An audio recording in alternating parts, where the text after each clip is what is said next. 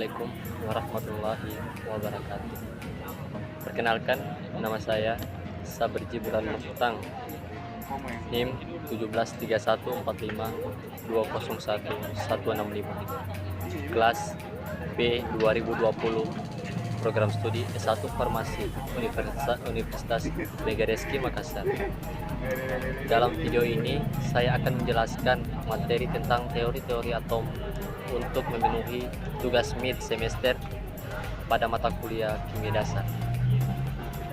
Adapun materi yang akan saya jelaskan, yang pertama teori atom Dalton, yang kedua teori atom Thomson, yang ketiga teori atom Rutherford, yang keempat teori atom Niels Bohr, dan yang kelima teori atom modern. Langsung saja untuk mempersingkat waktu, yaitu teori atom Dalton, di mana teori atom Dalton dikemukakan oleh seorang kimiawan yaitu bernama John Dalton pada tahun 1803. Pengertian dari teori atom Dalton, dia mengungkapkan teori bahwa atom merupakan bagian terkecil dan dari materi yang tidak dapat dibagi lagi. Adapun kelebihan dari teori atom Dalton mulai membangkitkan minat terhadap penelitian mengenai model atom, dan kekurangannya ialah teori ini tidak dapat menerangkan suatu larutan dan dapat menghantarkan arus listrik. Yang kedua, teori atom Thomson pada tahun awal 1900-an, di mana pengertian dari teori atom Thomson ialah, menurut Thomson, di dalam atom terdapat partikel elektron dan proton, sehingga mirip dengan perumpamaan bola roti dengan taburan kismis. Dan kelebihan dari teori Thomson ialah membuktikan adanya partikel lain yang bermuatan negatif dalam atom, sehingga atom bukan bagian terkecil dari suatu unsur. Dan kekurangan dari teori atom Thomson yaitu tidak dapat menjelaskan susunan larutan positif dan negatif dalam bola atom. Dan yang ketiga ialah teori atom Rutherford pada tahun 1910 atas penelitian bersama dua orang muridnya yaitu Hans Geiger dan Ernest Masreden.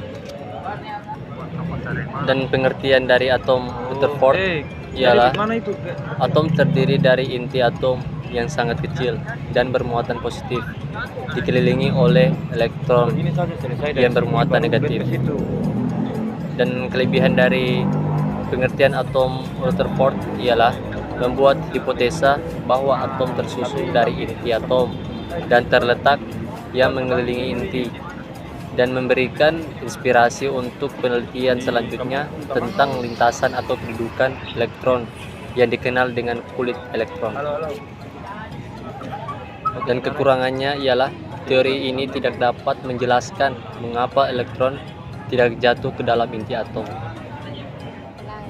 Selanjutnya, teori atom Niels Bohr, dia mengatakan bahwa elektron dalam atom bergerak mengelilingi inti pada lintasan-lintasan tertentu dan tidak memancarkan energi, di mana lintasan-lintasan elektron itu disebut kulit atau tingkat energi elektron. Elektron dapat berpindah dari suatu lintasan ke lintasan yang lain, di mana perpindahan elektron dari tingkat energi tinggi ke tingkat energi yang rendah disertai pemancaran energi, sedangkan perpindahan elektron dari tingkat energi rendah ke tinggi disertakan penyerapan energi. Elektron yang bergerak pada lintasannya berada pada keadaan stasioner, artinya elektron tidak memancarkan atau menyerap energi. Dan kelebihan dari atom Bohr adalah bahwa atom terdiri dari beberapa kulit untuk tempat perpindahan elektron. Dan kekurangannya ialah model atom ini tidak dapat menjelaskan efek Zeeman dan efek Stark. Baik, dan yang terakhir adalah teori atom modern. Berdasarkan pengertian dasar yang diperoleh dari model-model atom klasik, bahwa atom terdiri dari elektron, proton, dan neutron, maka dapat dimungkinkan adanya model yang lebih rumit dan lengkap mengenai atom yang hingga sekarang masih dikatakan misterius. Salah seorang yang menjelaskan tentang model atom modern adalah Erwin Schrödinger pada tahun 1926.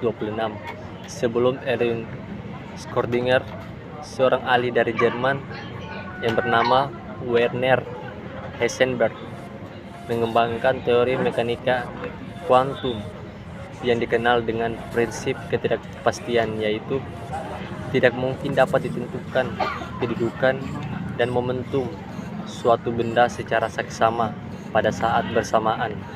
Yang dapat ditentukan adalah kebolehjadiannya menemukan elektron pada jarak tertentu dari inti atom.